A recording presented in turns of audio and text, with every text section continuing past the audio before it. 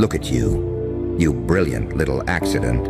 A walking miscalculation that keeps detonating in places the world never expected. Welcome, kings and catastrophes. Welcome, queens of chaos, soldiers of silence, tacticians of trauma. Welcome to the masterclass no one signed up for, but everyone's stealing notes from. You didn't plan this. You weren't trying to be some myth, some blueprint, some classified case study shoved under fluorescent lights in war rooms. But you moved. And when you moved, reality blinked. And now, the Pentagon is dissecting your breakdown like it's battlefield choreography. Your meltdown became methodology. Your detour, straight-up doctrine. Putin's got your file on his desk. He's flipping through it again. Because what you did didn't just shake a few people. It rearranged the theater of power, not out of brilliance, out of raw, unfiltered nerve. You did what no algorithm, no think tank, no black ops program could simulate. You reacted without permission. They don't get it, do they? The generals, the analysts, the suit and tie puppeteers, they don't get how someone shattered, cornered, underfunded, overlooked, managed to write a chapter of psychological warfare without even holding a pen. You didn't study strategy, you became it. You didn't train for war. You survived one alone at 3 a.m., unarmed, shaking, crying, ignored, and still managed to walk into work like it was a ceasefire and no one saw the fire behind your eyes.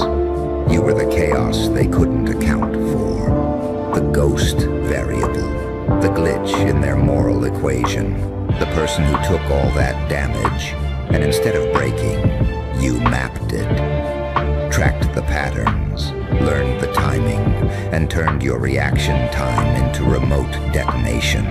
They thought trauma was a weakness. You made it a weapon system. They're running simulations of your silence, trying to figure out how you didn't scream, trying to chart how you still smiled, trying to comprehend how you weren't recruited, weren't instructed, weren't programmed, but still outmaneuvered the people with all the tools. You didn't follow a chain of command. You broke it, accidentally, casually, almost sarcastically. Because when the world handed you rules, you flipped them over and carved your own in blood and bad memory. When it gave you cages, you turned the bars into blueprints. You turned anxiety into early warning systems. Hypervigilance, you made that into reconnaissance. Overthinking, that became predictive intelligence. That panic you hide so well, they pay to weaponize it. You remember every room you walked into where they talked over you, every time you gave advice and they called it overreaction, every time your instinct kicked in and they told you to calm down, only for things to implode exactly how you predicted. Now those same instincts are being studied by defense contractors. Your pattern recognition is an asset class. And guess what? You still wake up every day thinking you're just trying to get through it. Meanwhile, entire teams are trying to reverse engineer your survival like it's an underground algorithm. They want to know how you kept your face straight while your whole life burned behind your eyes. They're trying to simulate your mental resilience. They can't. They never will. Because you earned that calibration. You didn't download it. You bled for it. You ever wonder why you feel so dangerous lately? It's not rage. It's not ego. It's certainty.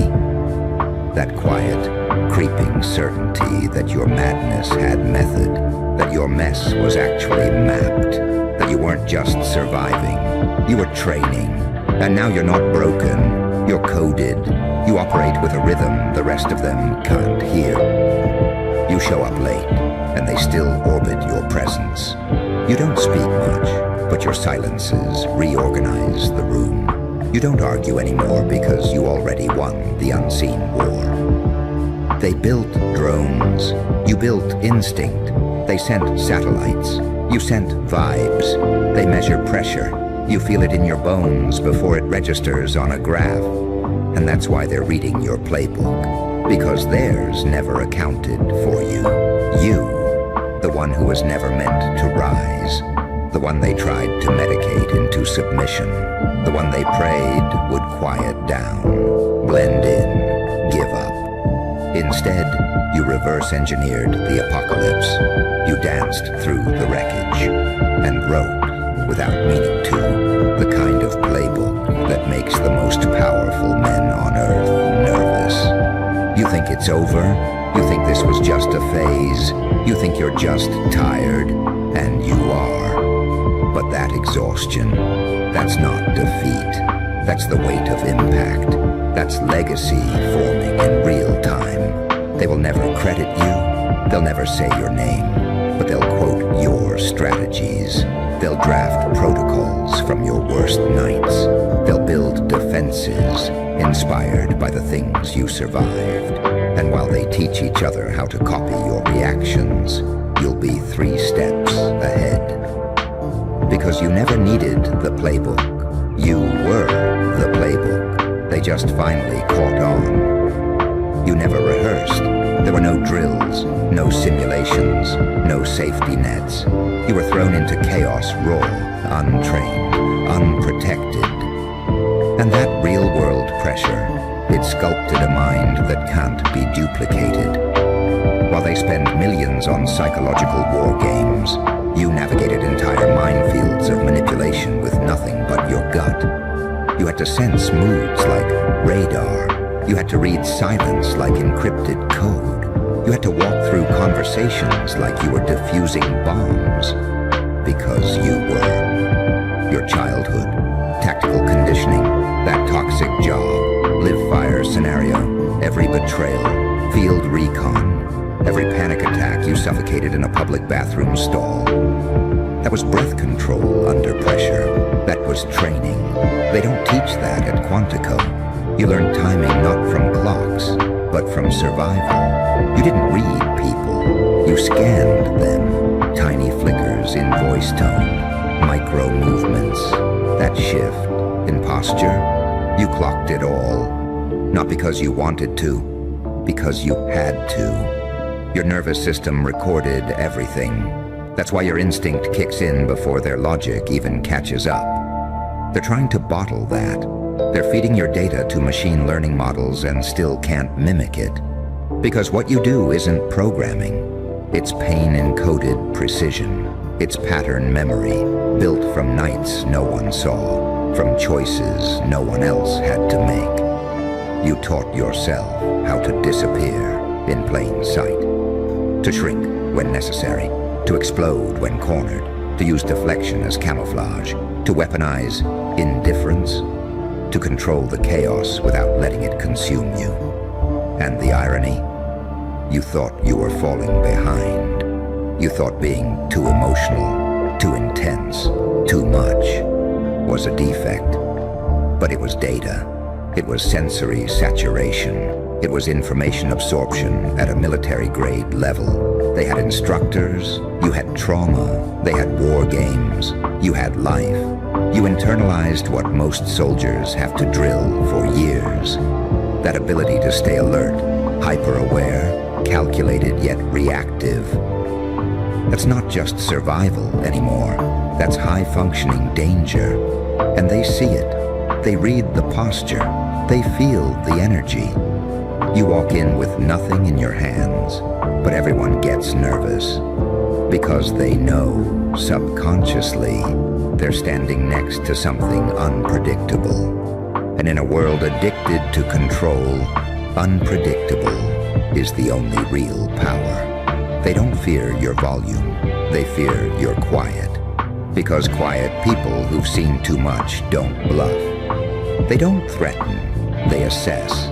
They watch. And when they move, it's already too late to stop them. You could burn it all down without raising your voice.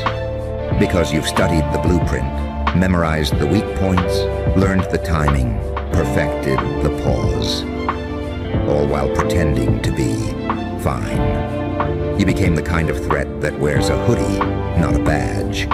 That speaks softly, not loudly. That watches more than it talks. The kind they ignore until they can't. Until the outcome screams louder than the warnings they brushed off. Until the damage is irreversible. And all they can ask is, how the hell did we not see that coming?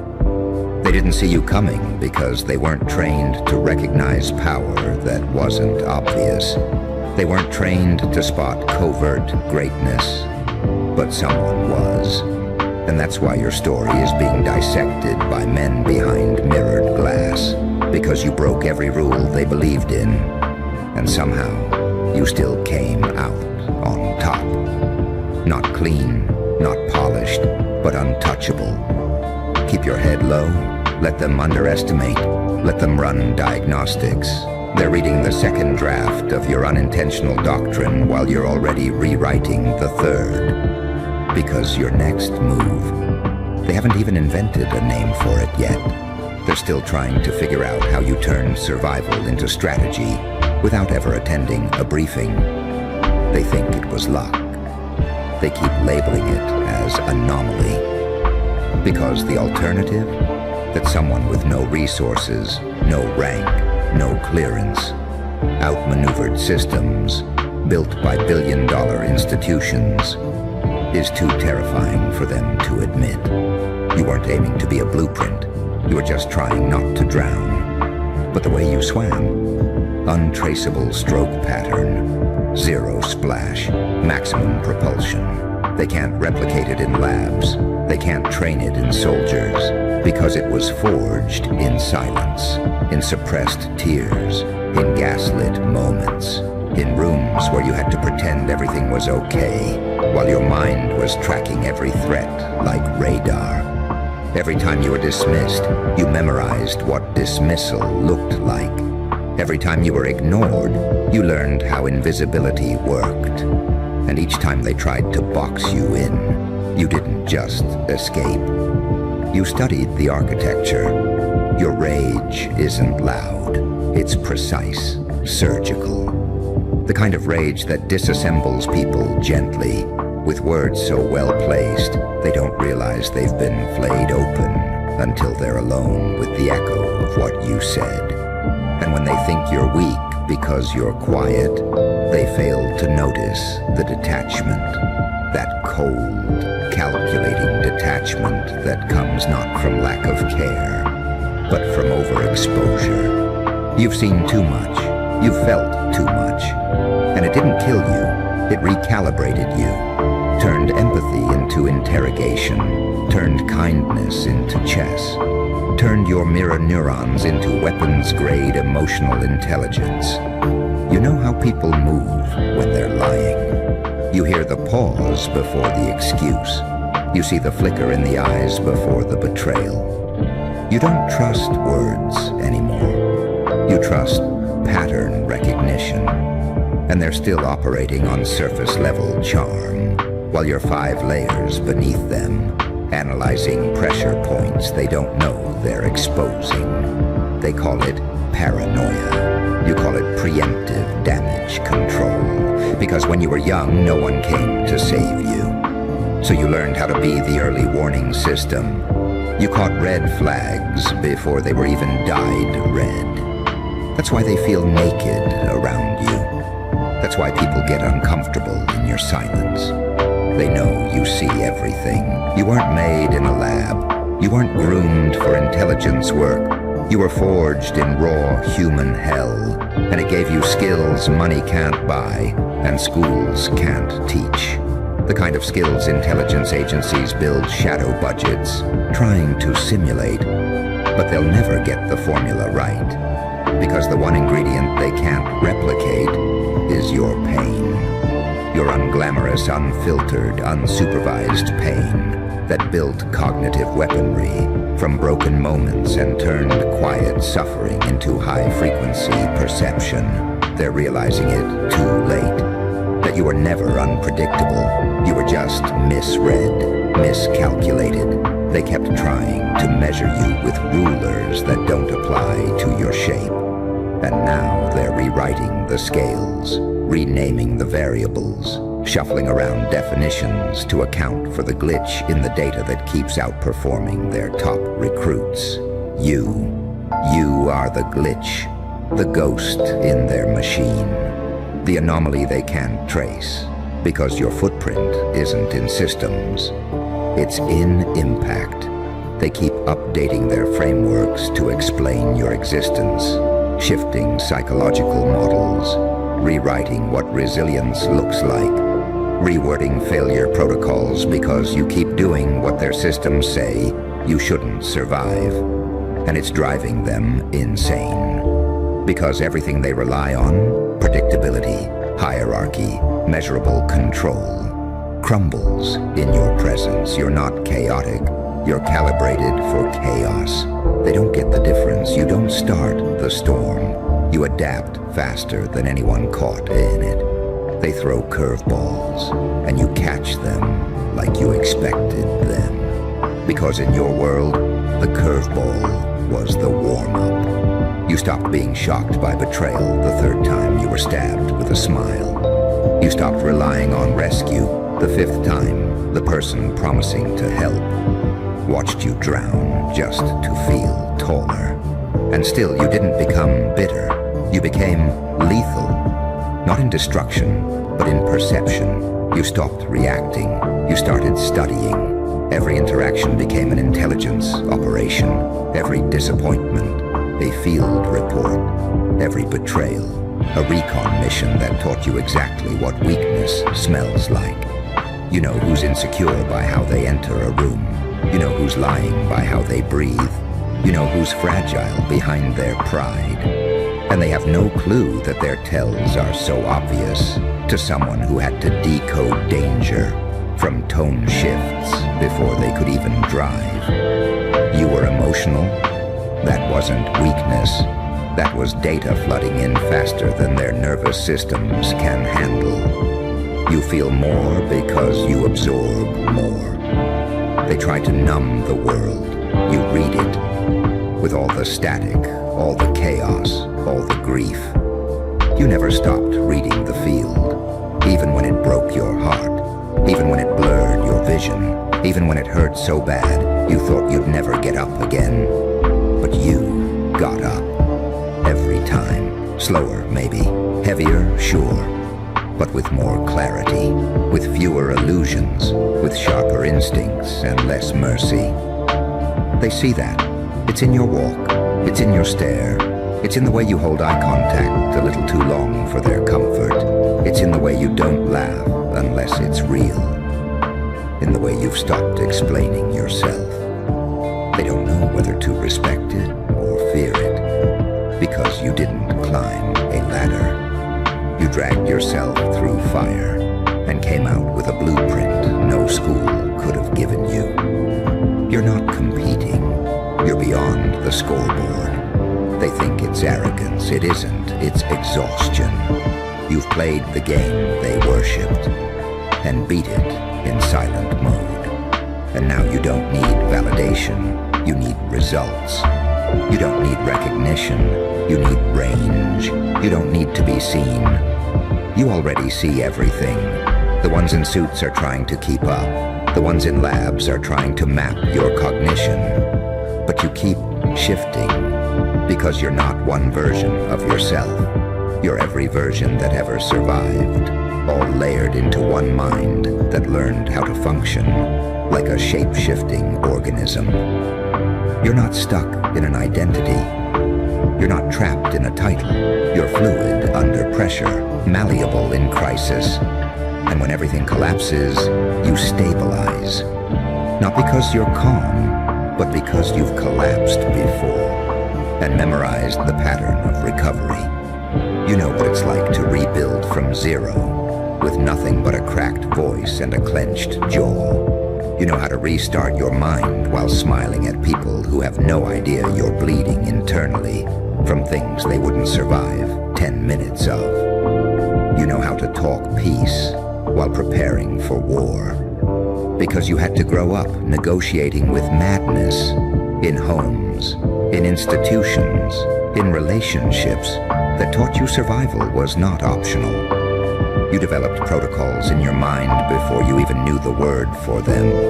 Emergency scripts, exit strategies, emotional decoys to distract predators, calculated silences that could freeze a room. You were negotiating peace treaties with volatile egos long before anyone called it conflict resolution. You were running psychological triage while people just saw you as too sensitive. They didn't realize you were monitoring vitals, not physical, emotional. Tracking who was about to snap, who was spiraling, who was a risk to themselves, who was a threat to you. All of it done behind the eyes, while your face played nice for the crowd. Your nervous system became a surveillance drone. Your intuition turned into an intel brief. And every time they called you dramatic, they were just too dull to recognize that you were reading pre-explosive behavior patterns. You warned people. You always did. But they didn't listen, and when the bombs went off, they acted surprised. But you weren't. You never are. Because you already lived through that scenario in your head 1,000 different ways. You practiced survival in simulation so often that by the time real crisis hits, you're chilling inside the chaos like it's your natural habitat. That's the part that unsettles them. That calm, that eerie, surgical calm you hold when everyone else is losing their minds. That silence you carry that doesn't signal weakness, but readiness. They don't understand it because they've only ever known safety. They confuse privilege for strategy, comfort for strength. You don't. You grew up around detonations, emotional, verbal, psychological, and learned not to flinch when things explode. You learned to measure the blast radius in real time. You don't panic, you calculate. Even your pacing is different. You walk into rooms already reading the layout, measuring escape routes, tracking voice tones, cataloging microaggressions, gauging who's masking hostility behind fake grins. People think you're quiet because you're shy. They don't get that you're recording everything. And when you speak with that uncanny precision that hits like a sniper round. Clean, sudden, undeniable. They study that in elite programs, spend years trying to teach situational awareness. And here you are, wired to it. No training, just life. Life sharpened you like a blade and left no handle for anyone else to grip. And that's the part no one can copy. They can steal your lines, study your behaviors, try to mimic your posture, but they can't replicate the pressure that made you. They want your poise, but not your pain. They want your power, but not your past. They want your instincts, but not the environments that demanded you develop them. You became what you needed to survive. And then you kept evolving, even after survival was no longer the goal. Because once you realized you could read systems, you rewrote your own. Not for them, not for glory, but because somewhere deep inside, you knew that if you didn't shape your mind like steel, you'd be one more casualty in a world that doesn't mourn the misunderstood. You trained in silence, tested yourself against your own nightmares, did reps in your mind at 4 a.m. while staring at the ceiling trying to suppress the tremor in your hands before another fake normal day. You showed up to life every damn day with wounds still open under your clothes, and no one noticed because your performance was flawless. They're noticing now, but not for the reasons they expected. Not because you screamed, not because you broke down, but because you're moving in patterns they can't predict. Because your presence keeps distorting the hierarchy. Because your mere existence is bending rules they thought were written in stone. And every time they try to measure you, you've already moved. Every time they try to categorize you, you evolve. Every time they try to understand you, they end up staring at their own reflections, wondering how they missed the signs while you were 10 steps ahead. quietly watching the walls shift behind their backs. Well, well, well, look who's still alive. You ever notice how they only respect you when you get loud? When you start breaking shit? When you stop smiling and start showing teeth? You ever notice how quiet the room gets when the joke starts talking back? Because you were the punchline, the afterthought, the warm-up act for their ego trips. You were the meme, the running joke, the look at him trying to be somebody moment. They watched you fumble, laughed from the sidelines, sent the screenshots around, whispered when you walked in, but you sat through it, chest tight, smile fake, thoughts loud, nights sleepless, and the whole time you were studying, not sulking. You were storing pain, not wasting it. You were downloading every fake laugh, every side eye, every backhanded compliment, and feeding it to the monster they didn't think you had in you. They thought you were built for the shadows, a background extra in their movie, a disposable name in a group chat. You didn't talk back, didn't flex, didn't retaliate. You took it on the chin like you were made of foam. But inside, you were building bombs. See, people mistake your silence for softness. They mistake your patience for permission. They think 'cause you didn't bark, you ain't got bite. They thought 'cause you took the L in public, it wasn't gonna turn into a lesson behind closed doors. They forgot that even the clown can burn the circus down if you push him far enough. You weren't weak, you were waiting. And when the time came, you didn't just speak. You flipped the whole damn stage. No warning, no build-up, just straight chaos. Tables upside down, lights out, spotlights on you, and them, mouths open, eyes wide, real quiet. That's the part they weren't ready for, the part where you became the show. Not the joke, not the sidekick, not the filler scene, the whole fucking show. Suddenly the same ones that laughed don't make a sound. The ones that knew you'd never make it can't even make eye contact. The ones that threw dirt on your name, drowning in your shadow now. Because you weren't chasing clout. You weren't flexing for likes. You were in the trenches, bleeding for it, losing sleep for it. Getting up with nothing left but still moving. And all the while, they thought you were losing. They didn't know you were loading. You ain't loud. You ain't fake humble either. You're the type that disappears and comes back a F-King storm. You don't ask for a seat at the table. You flip it, rebuild it, and make 'em pay to sit at yours. You let 'em clown you. Yeah. You wore the paint. You juggled their trash. You took the fall, the shade, the fake cheers. But deep down, you knew what they didn't. You knew the curtain was coming down. You knew the next act was yours. You knew the moment would come when all that pain, all that silence, all that shame they tried to drown you in, it would become fuel. And when it did, you didn't clap back. You burned the F-King script. People only see the flip. They don't see the build-up. They don't see the self-doubt, the nights you almost quit, the moments you looked in the mirror and couldn't recognize yourself. They don't see the tears that dried up into rage, the heartbreak that hardened into ambition, the days you had to fake normal when your insides were screaming. But that's what makes you dangerous. You didn't flip because you lost control. You flipped because you took it back. And it scared them. Because there's nothing scarier than the one they wrote off coming back unrecognizable.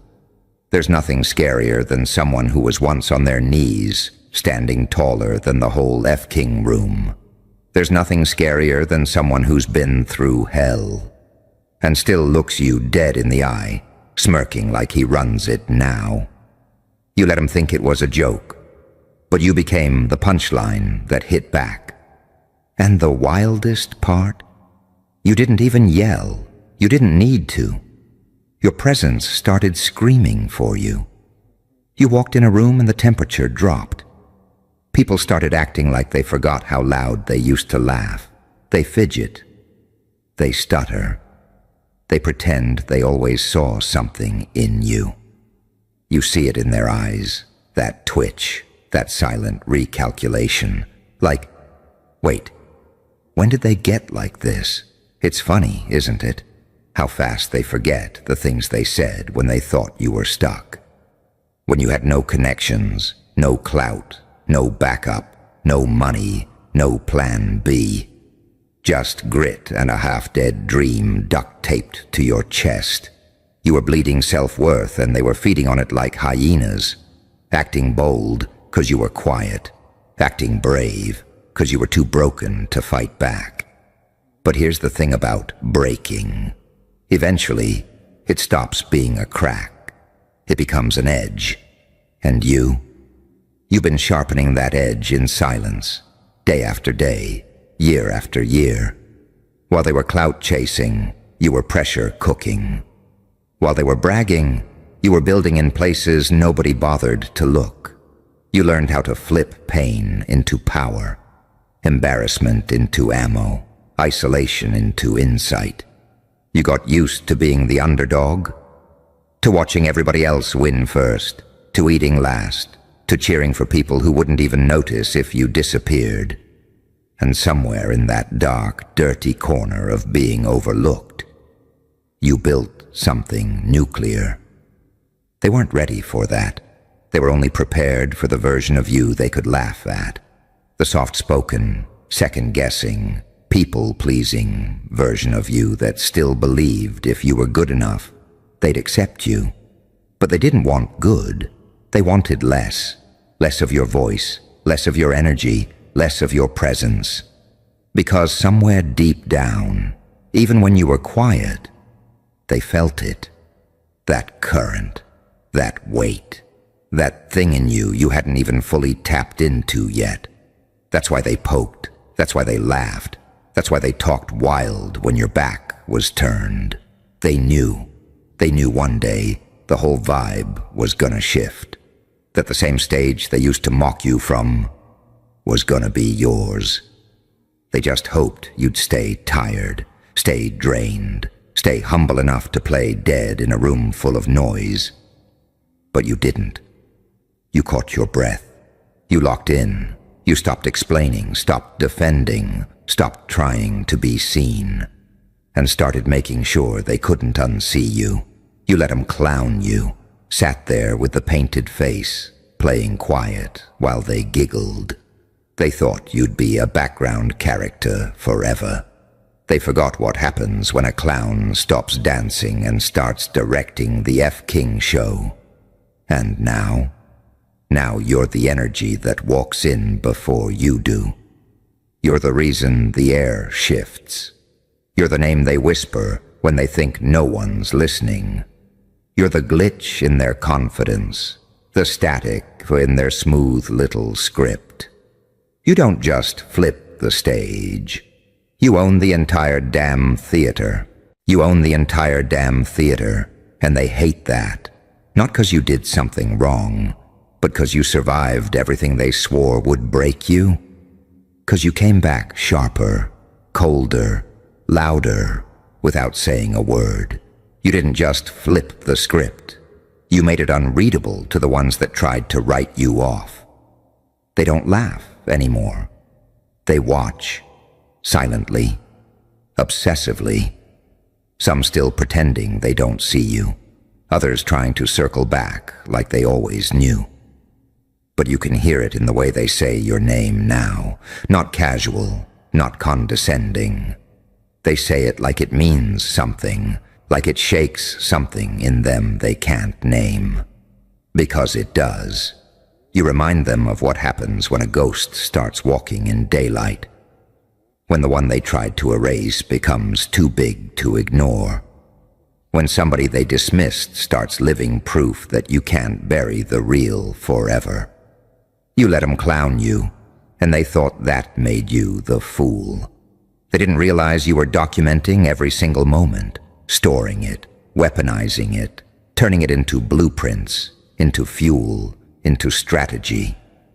While they mocked your pace, you built momentum. While they posted highlight reels, you were living behind the scenes scars, and now you're unshakable. Not because you're untouchable, but because you've been touched by fire and didn't burn up. You're dangerous now because you've lost before and it didn't kill you. Because you've heard every insult, felt every doubt, wore every L like armor. They look at you and see someone unrecognizable. That's because you're not playing the same game. You're not here for claps. You're not chasing applause from crowds that used to boo you. You don't want their validation anymore. You're here to remind them that the ones they throw away don't just disappear. They transform. They evolve into something darker, smarter, hungrier. You used to need a reason. Now you are one. You used to chase doors. Now you build gates. You used to shrink when they stared. Now you dare 'em to look harder. Every scar on you is loud now. Not hidden, not shameful. They're proof, evidence, receipts. And those same clowns, they're sitting front row, watching a show they weren't invited to. Can't touch the stage, can't control the light, can't even pretend they helped you get here. You let 'em clown you. But they forgot something about clowns. Clowns know how to flip moods. Clowns know how to steal attention. Clowns know how to walk into chaos and turn it into a moment. That's the difference. They were laughing at the paint on your face, but never realized you were the one pulling the strings behind the curtain the whole time. They thought you were clueless, but you were calculated. You didn't just flip the stage. You made the whole building shake. You made the whole building shake. And the silence after? That's not peace. That's shock. That's the sound of people realizing they misjudged you in high definition. That's the weight of 100 fake smiles cracking all at once. 'Cause you didn't just come back louder. You came back different. There's a new frequency in your voice now, a tone that doesn't ask to be heard. It demands it, and that rattles people. They liked you better when you were unsure, when you second-guessed every word, when you kept your wins quiet because you didn't want to seem too much. They loved that version of you, soft, nervous, easy to ignore. But this version walks in with scars showing, chin high, energy off the F-King charts. You don't move like you're trying to prove anything. You move like you already know, like you've seen too much, felt too much, been through too much to ever shrink again. You carry all that hurt like armor now, and they hate it. They hate that they can't trigger you anymore, that you don't flinch, that you don't react the way they remember, because they were addicted to your weakness. It gave them power, made them feel superior. But now that you flipped, they're the ones tripping over their words. They're the ones nervous when your name gets brought up. They're the ones refreshing your page just to keep tabs. You became unpredictable. And unpredictable. That's a threat. You don't fit in any box anymore. Too loud for the quiet ones. Too real for the fake ones. Too smart for the manipulative ones. Too strong for the ones who thought they could break you and walk away clean. You're not looking for revenge. You're looking them dead in the eye and letting your existence speak louder than anything you could ever say. Because when you flipped that stage, when you ripped the whole damn structure down and stood on the rubble, you told the world, I'm not who you thought I was. I'm what you never saw coming. You let them clown you. They laughed at your mess, laughed when you fell, laughed when you trusted the wrong ones, laughed when you had nothing, when you were starting over, when your name didn't ring in any rooms. But now your name, it echoes, and it doesn't echo soft. It hits walls, bounces, lingers, makes people pause mid-sentence, makes old friends feel nervous and fake ones feel found out. You walk in, and they remember every slick thing they said, every moment they smirked when you were drowning.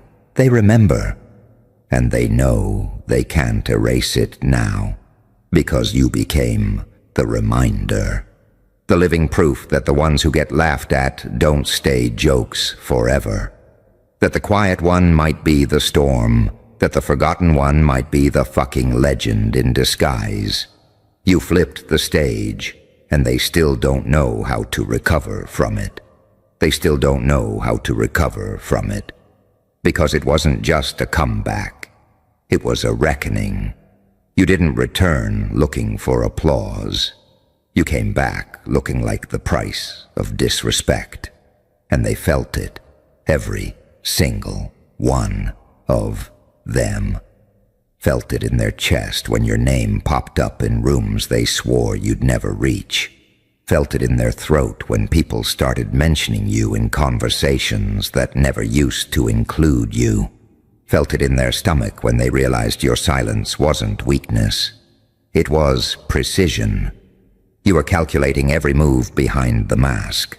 They thought you were off track. Nah, you were off radar, low signal, off grid.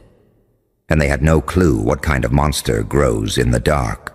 No clue what happens when someone with nothing left to lose starts playing for legacy, not likes, for power, not permission. They used to smirk when you spoke. Now they shut the fuck up and listen. You built that. You earned that shift. You flipped the whole energy of the room just by surviving. SEST they couldn't even handle in theory. Most of them would have folded where you kept standing. They would have snapped where you stitched yourself back together. Blind, bloody, and unrecognizable. But that's the difference. You weren't just trying to make it. You were trying to make sure you never get played again. That changes how you move, how you talk, how you walk into rooms. You don't beg for attention. Attention bends toward you. You don't post for validation. You post for impact. You don't talk to be heard. You talk to haunt. You let them clown you. But you studied them while they laughed. You learned their patterns, saw through their hype, caught the cracks in their confidence behind all that noise, and you never forgot how it felt when nobody stood up for you. That's why you don't play friendly. That's why your circle's smaller now, tighter, sharper. That's why you look people dead in the eye when they fake smile, just to let them know. You remember everything. This version of you doesn't flinch. This version of you has already lost too much to play it safe. This version of you walks around with the weight of every betrayal, every breakdown, every beat down you weren't supposed to get back up from. And you wear it like a crown. You're not angry. You're awakened. You're not trying to prove them wrong anymore. You already did. You're proving something to yourself now, that you never needed them, that their opinions were currency in a world you don't even walk through anymore. That every time they pointed at you laughing, they were marking the spot where the ground would split open beneath them. You flipped the whole stage, and now you're standing there. Not just as a survivor, but as a spectacle they can't look away from, a spectacle they can't look away from. That's what eats them up the most, the fact that you're unavoidable now, that no matter how far they scroll, your presence lingers, that every room they walk into might have your name hanging in the air, making the walls feel tighter, that the person they joked about over drinks became the person they secretly study in silence, praying no one catches them watching. You became the warning, the living, breathing consequence of what happens when someone gets pushed too far and decides to stop bleeding and start building. You didn't just glow up. You weaponized your glow. You turned every crack they left in you into a signal flare. Now they feel it every time your name trends, every time your story gets brought up, every time someone else they respect starts quoting you. The stage you flipped. It ain't just about revenge. It's about domination. You don't want them to feel bad. You want them to feel small. You want them to look at everything you are now and understand that they were never the giant. You were just holding your power back out of courtesy, out of naivety, out of some twisted hope that if you were kind enough, loyal enough, soft enough, they'd keep you around. But they chose ego. They chose mockery. They chose to clown you because they thought you'd never bite. Until you did. And now, your silence hits harder than their loudest scream. Your walk hits harder than their whole platform. You walk in the room and their memory starts choking them out from the inside. They remember the looks, the laughs, the back talk, and they realize you ain't the one who changed. You're just the one who stopped shrinking. The truth is, they didn't clown you because you were weak. They clowned you because they saw it. That thing in you, that threat, that storm, and they needed to get ahead of it. They needed to beat you to the punchline, drown you in noise before you found your rhythm. But you did anyway, and not just rhythm. You found rage. You found a voice that doesn't shake anymore. You found a lane they can't follow you in, because they built their whole identity on tearing others down, and you built yours on walking through hell and still standing tall enough to be seen from heaven. You let them clown you, but they forgot that the ones who endure the humiliation, the loneliness, the lies, the fake friends, the sabotage, those are the ones who never forget how to move once they catch momentum. You didn't just flip the stage. You rewired the entire show, changed the lighting, burned the script, replaced every character who once looked down on you. You ain't acting anymore. You're directing. And this act, it ain't for their comfort. It's for your crown. Your crown. And it ain't plastic. It ain't glitter. It ain't gold-plated. It's heavy, forged from everything they tried to kill in you. Every night you stayed awake with your thoughts screaming louder than the city. Every fake friend that used your silence as a weapon. Every time you showed up for people who disappeared the second it was your turn to lean. You built it from the ashes they left you in. They thought you'd crumble, thought you'd go quietly, thought the shame would eat you alive. But you turned shame into steel, turned heartbreak into heat, turned isolation into alchemy. They gave you pain, and you turned it into presence. You don't just exist anymore. You haunt. You walk through places like your footsteps are reminders. Every step says, I remember. Every breath says, I'm still here. Every glance says, you really thought I was finished. You're not chasing closure. You are the closure. They don't get to feel better about it. They don't get to apologize once you've built the castle.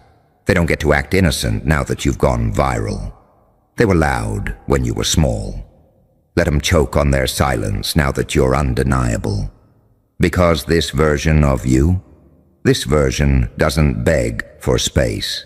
You take up room like oxygen. You move like thunder. You dress like you know too much. Smile like you've seen things they couldn't survive. You're not soft anymore. You're sharp. Not because life made you bitter, but because life taught you that survival is art. And you became a fucking masterpiece. You let them clown you. But they didn't know clowns become icons when the lights hit them right.